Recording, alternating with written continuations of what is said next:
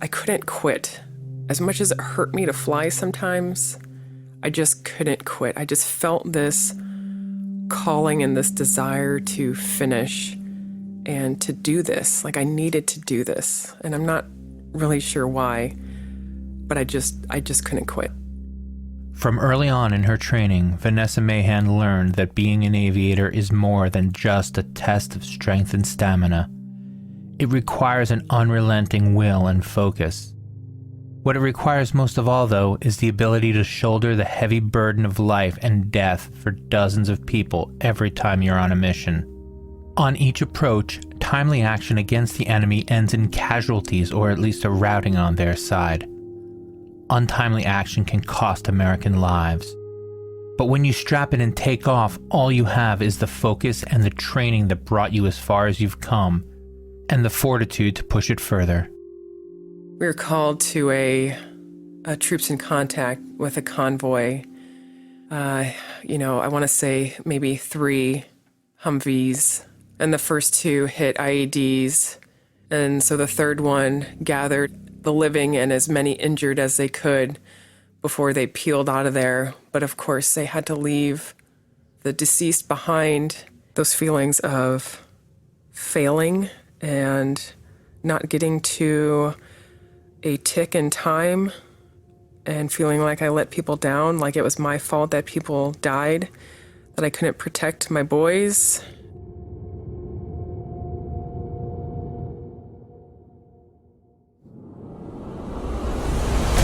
What is true bravery? What makes a hero a hero? Tested by the worries of what's happening at home, thousands of miles away, and the reality of what you're facing here and now. When your life is in danger every second, and it's either kill or be killed. From Wondery and Incongruity Media, this is Anthony Russo, and this is War. When you need a person with a lot of specialized training, it's difficult to weed out the people who just aren't going to be a right fit, and too often you go through a ton of interviews that you really didn't even need to do, just because you didn't get the right candidates. ZipRecruiter has a solution for that. They find the right candidates, and they bring them to you. ZipRecruiter learns what you're looking for, identifies people with the right experience, and invites them to apply for your job. These invitations have revolutionized the way you find your next hire.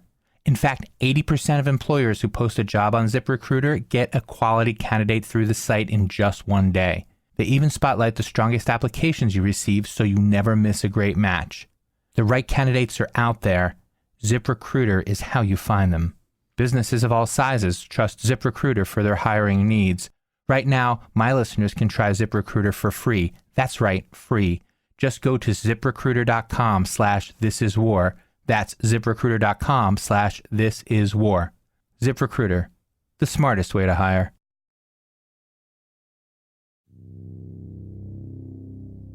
It was the late 1990s, and Vanessa Mahan was looking for a way to pay for college.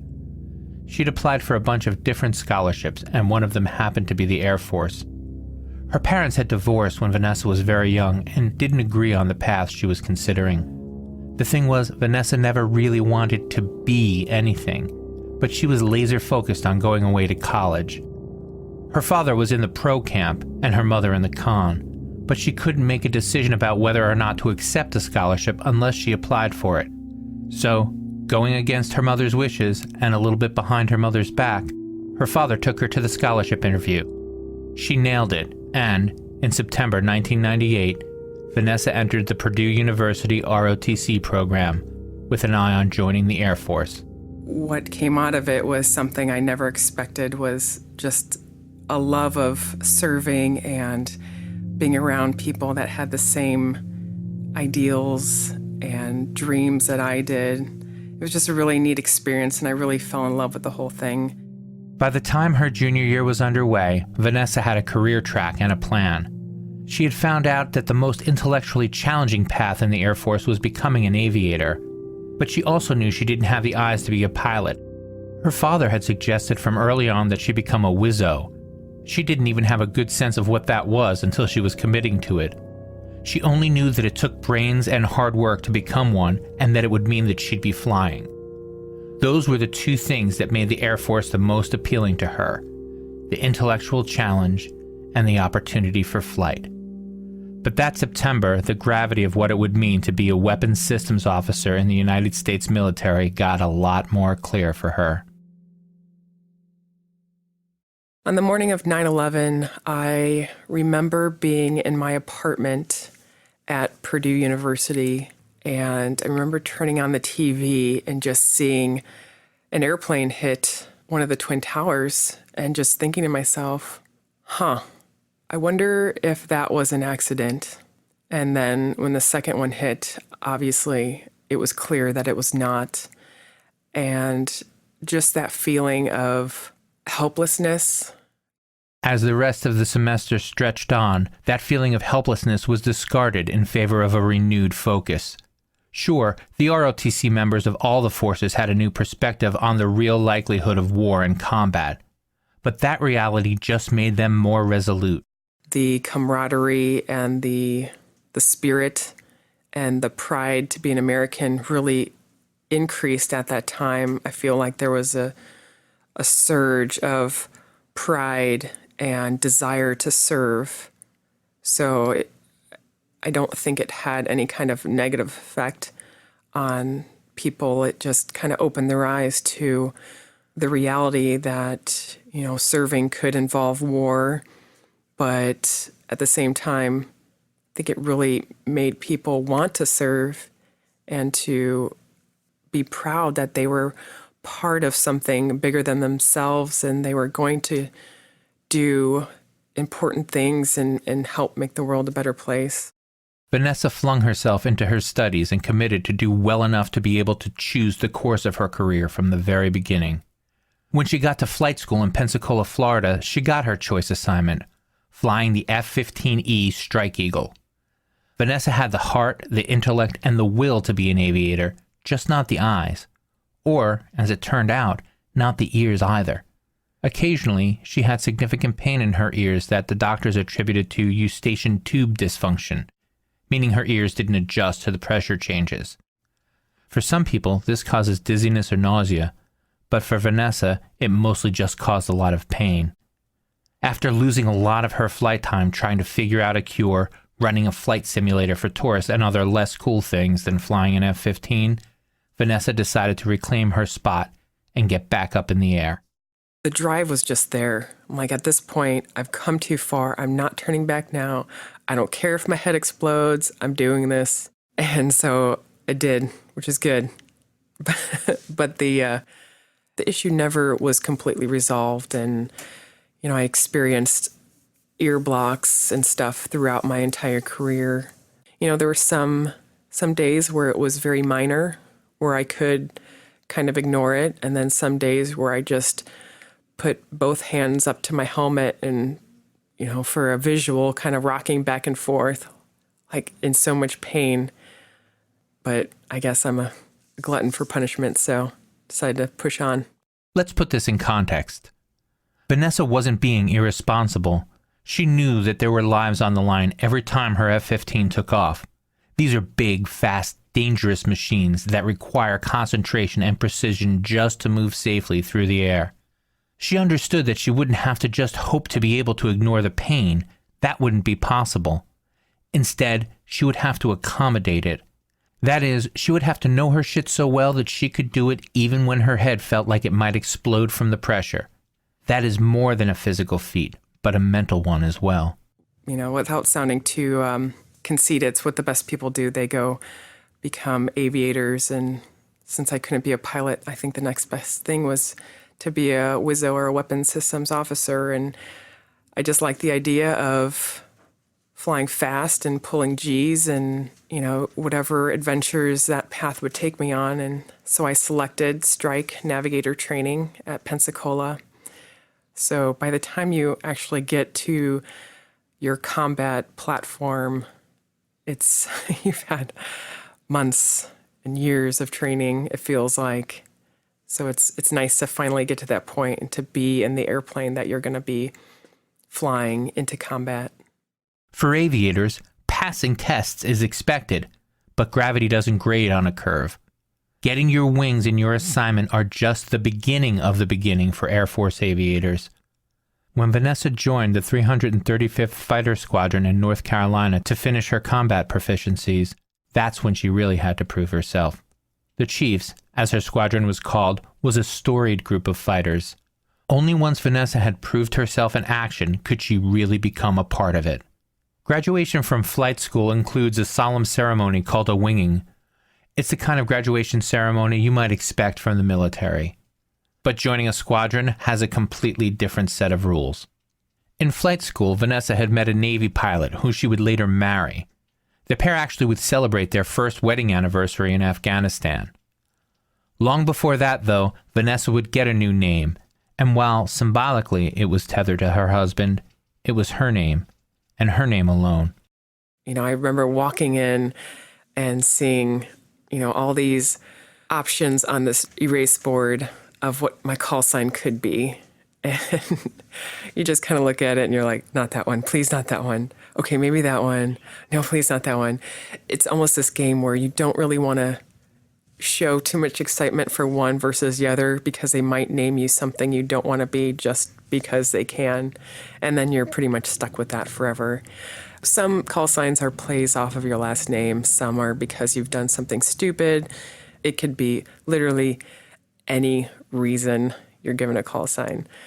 They say for sirens in Greek mythology lured sailors to their death. So, marriage is pretty much a death sentence to anyone. Call signs are practically unique. No two members of the squadron share one, and it's exceptionally rare that one is repeated at all among the active duty flyers. The name grew on her quickly, working its way into her everyday life. It's common among aviators to refer to one another by the call sign instead of their names. Being a military aviator is a pretty small club, and being a female aviator is an even smaller one. But Siren was committed to fitting in and excelling. Make no mistake, Siren didn't consider herself an excellent aviator. In fact, she was aware there were a million little things she could get better at. But for her, that was the point. What one lacks in skill, they can make up in work ethic, if they have the wherewithal. I wasn't a natural at flying. Some people are just gifted flyers and it just comes naturally to them. That was not the case for me either. So, I worked really hard and studied really hard to understand all these concepts of aviation. There was something that just pushed me past that point to stop thinking like that. Like, no, I need to do this. I can do this. It had been almost an additional 4 years of schooling just to qualify to attempt to join the squadron. And in that time, the country had become embroiled in wars in Afghanistan and Iraq, and there wasn't much of an end in sight. The troop surges had been bloody, and there was a lot more fighting to be done. From that perspective, imagine feeling as if you're being held out of it when you know you have the skill, the conviction, and the willpower to make a difference. Siren joined the Air Force because she wanted adventure, but a war had started along the way, and now, joining the fight dominated her thoughts. I was a young captain, and I had spent years getting to the point where I could deploy, and so I was ready. I wanted to do it. I was ready to go. I wanted to do the job that I had worked so hard to train for and to get to that point where I could deploy. And I would say a lot of us felt that way, and we were ready to go. So the Chiefs boarded a bevy of commercial airlines and flew into Bagram Air Force Base in Afghanistan, where their jets had been in place for quite some time. As Siren got her bearings in Bagram, no one was more ready than her to get into the fight. And from her earliest sortie, it was just as she had thought it would be. But there was a lot of death and loss waiting for her in the mountains of Afghanistan. There also were a number of experiences she could neither prepare nor train for.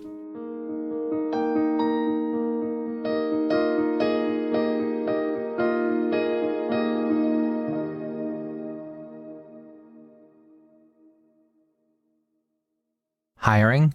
Every business needs great people, and a better way to find them. Something better than posting your job online and just praying for the right people to see it.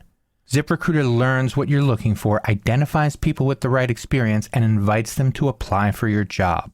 These invitations have revolutionized the way you find your next hire. In fact, 80% of employers who post a job on ZipRecruiter get a quality candidate through the site in just one day. The right candidates are out there. ZipRecruiter is how you find them. Businesses of all sizes trust ZipRecruiter for their hiring needs. Right now, my listeners can try ZipRecruiter for free. That's right, free. Just go to ZipRecruiter.com/thisiswar. That's ZipRecruiter.com/thisiswar. ZipRecruiter.com/thisiswar. ZipRecruiter, the smartest way to hire. We all know that Bombas Socks were founded with a mission to provide socks to the homeless, but did you know they have a special arrangement with the VA to get new socks to homeless veterans? They do it when you buy Americano socks at Bombas.com/thisiswar. That's not necessarily why you should buy them. You should buy them because they are really life-changing socks. That is, once you start wearing them, they're going to change your standards for what a sock should feel like. I genuinely was shocked about how much better these socks felt when they sent me a pair to try. They have that weight that tells you that they're going to be a quality piece of clothing long before you put them on. For me, they're like a half step below wearing slippers. They're that comfortable. In fact, I ended up buying a bunch more for me, my wife, and my daughters just because it's one of those weird things I had never considered. That there is such a thing as better socks. And that matters. If you're going to be on your feet all day or doing a lot of walking, Bombas honeycomb arch support is a godsend. You know how when you get your feet rubbed and someone squeezes right around the arch? It's like that, but gently and all day. They genuinely make my feet feel better. It's summer here, and as thick as these socks feel, they don't make my feet feel hot. Instead, it's as if Bombas socks diffuse the heat and moisture away from my feet. It's pretty amazing. The ankle socks and no-show socks have little grips on the heel to keep them from sliding. The calf socks have durable elastics so they won't sag. The point is, all Bombas socks are designed to stay on your feet and feel new and fresh for a very long time. And again, for every pair of Bombas socks you buy, Bombas donates one to someone in need. And if you purchase the Americano socks specifically, they'll donate a pair to a homeless vet through their partnership with the VA. It's super cool that they're doing this, especially since the socks are worth it all on their own. You can check out the Americano socks by following the link at the top of the page at bombas.com/thisiswar. You also can save 20% by visiting bombas.com/thisiswar. That's BOMBAS.com/thisiswar and entering the offer This Is War in the checkout code space.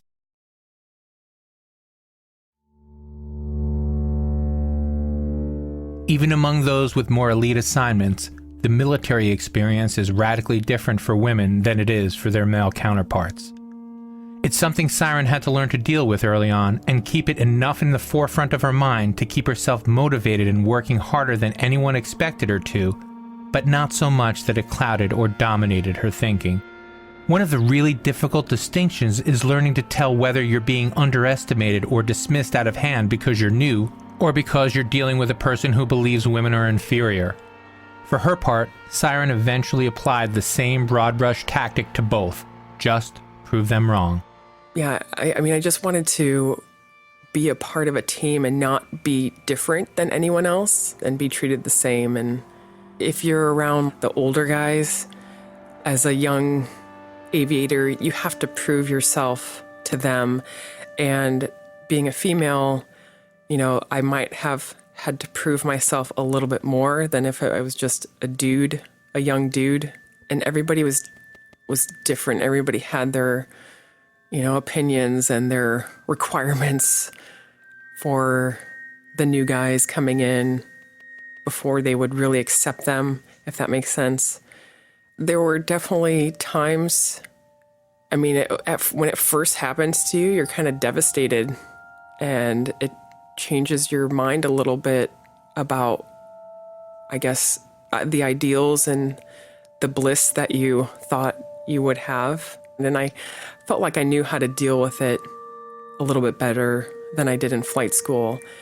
And I think that helped shape who I was, and that, you know, if you mess with me, I'm going to mess with you right back, and you probably aren't going to enjoy it. I'd like to say that I was able to, fire back when I needed to and stick up for myself if somebody got a lot out of line or somebody said something that I didn't appreciate.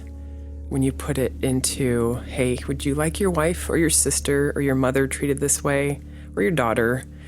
You probably shouldn't treat me this way either. In retrospect, Siren worried that she got to the point where she may have been a little bit of a bully at times, but it was nothing she ever lost sleep over.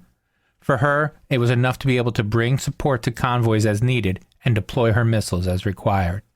When you're providing air support as a WISO, your responsibility is to coordinate with the guys on the ground, the Joint Terminal Attack Controllers, or JTACs, to get the specifics of the situation. And while it was no secret that the guys in the field didn't mind a woman's voice on the line, what was more important was that, when they heard that voice, the firepower it controlled was right behind it. And when you're desperate for help, there's just no point in being sexist. For the most part, though, Siren's experiences, especially with the guys on the ground, were really fulfilling. Sure, there's the same chaos of battle amplified by an F-15 humming low over the rough terrain, but that's what the training is for. The JTACs, WISO, and pilot all coordinating to remind the Taliban, or any enemy really, what it's like to be on the wrong side of one of the greatest military forces the world has ever known. So my very first combat sortie I dropped. Because you train so much and you practice so much, you want to employ. You want to come back with some of your munitions missing off your plane because you got to employ them. And it was my very first one that we did. And there's a learning curve, but again, that's why you're with experienced people too, because you have a built-in backup system to make sure that it's all done properly. So you talk to the JTAC on the ground, you get the 9 line, you double check everything, you run through all these procedures, everything's correct, and you employ. And it's, when you do it right and you do it efficiently, it's a good feeling.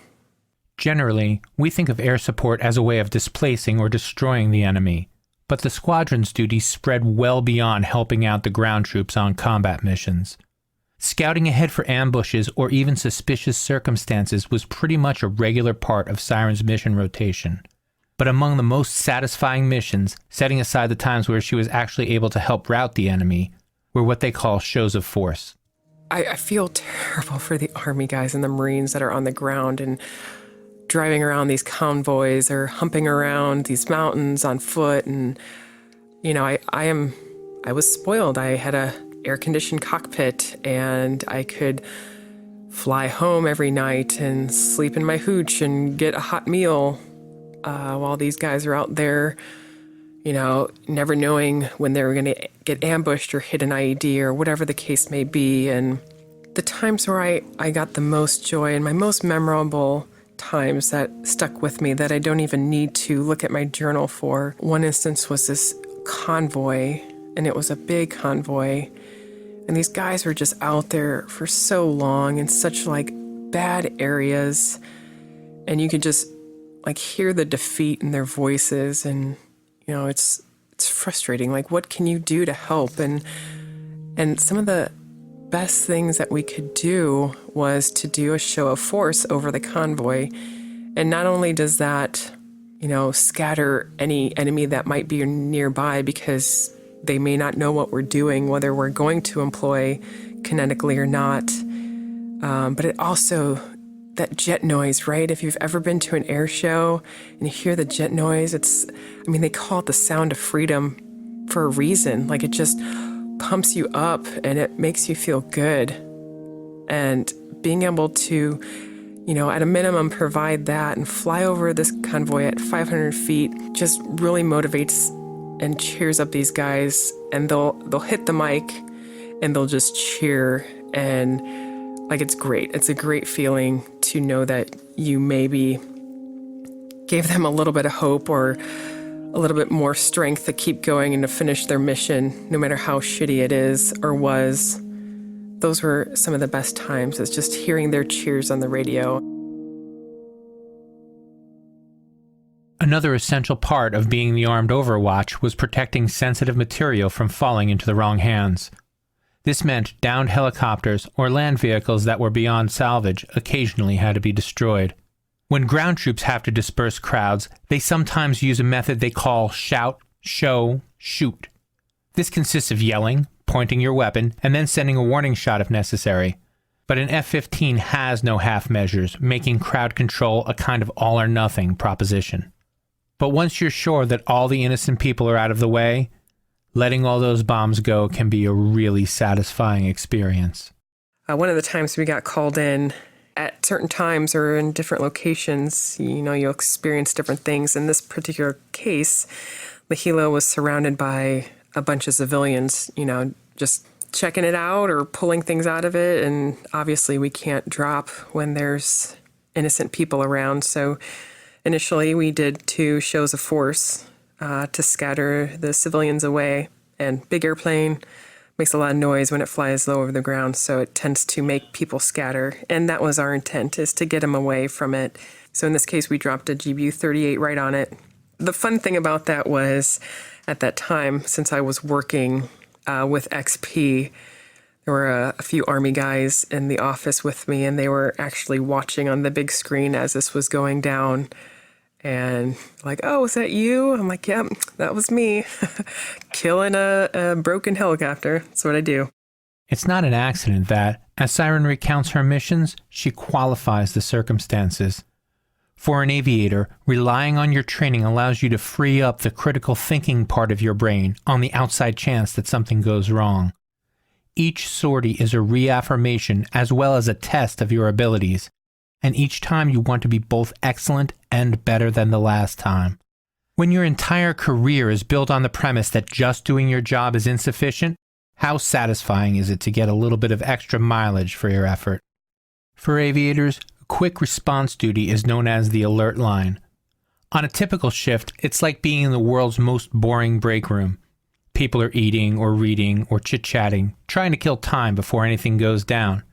And sometimes, nothing goes down. But when it does, it is all at once and it is loud. Siren said it's essentially a foghorn, and when it blows, every second between when you hear it and when you get to the scene could cost lives. In an incident with troops in combat or a tick, it's always a throw of the dice, and until you get there, you don't know whether or not you're on time. The times you are, when you can prevent casualties, almost don't matter. That is what you are trained to do. That is what you were supposed to do. The times when you're late, however, those are the incidents that stick out. Unfortunately, even with all our technology and everything, and as fast as we can go, sometimes it's not fast enough. So when you end up going to a tick and you're there kind of too late after all the action, it can be quite devastating. And just this feeling of helplessness. Like, what could you have done better? What could you have done faster to get to the situation? And one of them was, we were called to a troops in contact with a convoy. I want to say maybe 3 Humvees. And the first 2 hit IEDs. And so the third one gathered as the living and as many injured as they could before they peeled out of there. But of course, they had to leave the deceased behind. So by the time you get there and you see this, you kind of see the aftermath. And it's stuff that you don't want to see. We're watching from the airplane, from our safe spot in the airplane, and we're watching, men come up to these Humvees, pull people out that are already dead, but start ripping them to pieces. And there's really not much you can do at that point. You're just kind of just stuck there watching this happen, and it's pretty gruesome. Looking down at the bodies of people you were on your way to save can't help but drive you back into your head to consider an alternate future. One where you sprinted to the plane 2 steps faster, or made some other decision earlier in the day that put you in the air fast enough to do some good. But one thing that can be said about aviators is that success never breeds complacency, and failure initiates a redoubling of effort. These are the kind of scenes that remind you that saying every second counts isn't a cliche, and it isn't hyperbole. It's your job, and doing it well is so much more than a matter of pride. It's a matter of self-respect.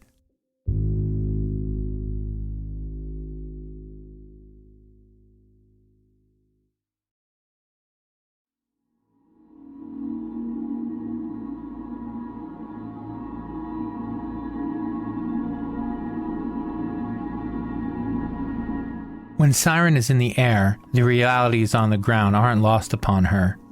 Instruments provide a shocking amount of detail, even thousands of feet up. Scouting for IEDs, for example, or for ambushes requires a higher resolution detail than we even think of when we think of F-15s. In many people's minds, these fighters use targeting systems and radio coordinates, and it isn't as if they don't, but in the end, they know how deadly their weapons are, and how final the decisions they make when they identify targets are. Employing weapons, as they call it, results in killing people. That responsibility never was lost on Siren. You never want to employ weapons if you're not 100% sure that you're not going to hit someone friendly. And this is why we train so much and constantly, because we don't want to mess this up. I mean, people's lives are literally in your thumb from when you hit that pickle button and you release that bomb off your aircraft. You know, you have this weapon that can destroy so much, and it's a great responsibility to employ it properly and safely. And there are times where you feel rushed because there is so much happening, and there could be, multiple times where it's just confusing. Lots of people talking on the radios not being 100% clear, but you never want to employ if you think that you're going to hit the wrong target. That would be, I think, probably the most, one of the most devastating things that you could do is if you knew you hit a friendly. Being an armed overwatch means just that. Taking care in everything you do to protect people on the ground. Getting to know the terrain and a sense of what's going on in the area is critical, because when it is time to make that life or death decision, you need all the facts at your fingertips. Especially because, sometimes, your target doesn't know he's being observed. And the difference between life and death for him is whether or not his intent is clearly malicious. Sometimes we get called to a location and we're there to watch. And if we find someone, we kind of follow them and watch them. So I found a PAX, or one person, and I proceeded to follow him. And I mean, this guy walked for miles, and it felt like the middle of nowhere from what I can recall. And for whatever reason that day, as I was tracking him, I just couldn't help but thinking his story. Like, where is he going? Where is he from? Does he have a family? What is he doing? Like, all those thoughts crossed my mind, and maybe because it was quiet in the jet and there was really nothing else going on. But you start to wonder, which is maybe not the best thing to happen in combat, but it happened to me that day for whatever reason, and nothing ever came to fruition. We never saw him planting IEDs. We never, went kinetic or anything. We just kind of followed him that day, and it just made me think more about the people out there. Siren's story about following this lone traveler brings into pretty sharp relief the planning and technology at play when conducting missions in a combat zone. The image of picking up one man walking, identifying whether or not he was armed or carrying explosives or seemingly moving intelligence or contraband provides insight into just how seriously Siren and the others took their mission. And their mission was to protect, but also not to harm without reason. It's like she said, because they can do so much damage, it is critical that she knows the people who get her missiles have it coming. Because when they do, she's not going to miss. It wasn't unusual to keep tabs on suspected Taliban fighters from above. Although a lot of her missions were tick responses or eliminating lost vehicles, the military also coordinated the long game, hunting groups of Taliban fighters and officials and planning attacks to eliminate significant numbers of them whenever they met. We were supposed to hit people. I can't say specifically if they were HVTs, which is high value target, or not, but it was something that they had been tracking for a very long time, and it was time to employ and end this. So, that's pretty much all I can say about that particular sortie. When we got there, we were, tasked with dropping, and we did, and we dropped everything. Imagine the size of those explosions. Siren was in the lead plane, so the decision to fire was on her. Some Taliban encampments aren't unlike remote farmhouses in size, only in the scope of their armaments. And in 2008, really for much of the first part of the war in Afghanistan, there was a tendency of the Afghanistan government to play both sides of the fence. U.S. ground troops experienced what were known as green-on-blue attacks, where members of the Afghan army would turn on U.S. troops. The Afghan government tended to play it off as misunderstandings or twitchy trigger fingers on the part of the U.S. soldiers. With that in mind, recall the number of weddings the Afghan government claimed were erroneously bombed by the U.S. forces during that same time period. There was pred feed. It was done to the T. It was pretty clear cut. Let's drop weapons on this target. I have seen wedding parties before, and I can say for a fact that we did not drop on one, but having that thrown in your face and then turned around having to be investigated because, you kind of have to follow through and essentially prove them wrong that you didn't drop on a wedding party. It's hard because you're doing your job and you think you did everything right, and you come home and you're like, we need to talk to you. And then, the brass sends out somebody to investigate you and to review all the tapes and to review everything. It's disheartening. When Siren first made her way to Afghanistan, there was this notion that flying one of the most sophisticated weapons on the planet went a long way toward keeping her safe. Let's face it, mechanical failure or human error presented much more of a danger than did the Taliban to the F-15. The only defense the enemy has against these weapons is political. Siren was clear that she was relating her experiences and not speaking in any way for the armed services. But from the outside, it's tough to imagine her sighting a wedding party, seeing people laughing and dancing, and then deciding to end them all with the immense power of one of the most dangerous airplanes that ever took the sky. Yeah, I don't want to go specifically into who it was, but I can see the environment, and I can guarantee it was not a wedding party. And with all the info that we had leading up to that point, it was something that we just weren't called to out of the blue. It was something that was tracked over multiple days. And therefore, without a doubt, I know that was not a friendly target. As she finished her tour in Afghanistan, Siren headed home. The accusations from the Afghanistan government persisted long enough to make her nervous, but not enough to keep her from flying. The only thing that could have done that was motherhood. Siren's first pregnancy kept her from redeploying, and eventually she transitioned to the Air Force Reserve, where today she still works with the Special Forces to plan operations. My kids are 4 and 6. I have a daughter and a son, and I was going to go to their school and read for my son's kindergarten class.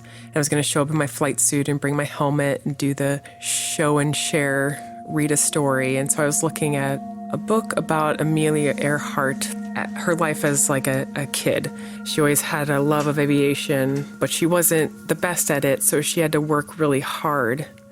And when I read that part, it just really brought back a lot of memories and feelings of myself in flight school, where I liked flying and it was just such a cool thing, but I wasn't very good at it and I had to work really hard. I always felt very humble and very humbled by the people I was around and the airplane itself. But it was neat to hear that somebody so famous, was also not a natural at aviation. We hear it all the time. Talent will only get you so far. But in the case of winning a job that hardly anyone in the military can, you have to go beyond talent. Talent can hit a target, but it cannot live with the implications. It can avoid adversity, but it cannot be steadfast in its fate. Talent is fickle, arbitrary, and can fade. But to work harder, to crave excellence, and to never stop challenging yourself, that is something anyone may learn if they have the inner courage and the will to act upon it.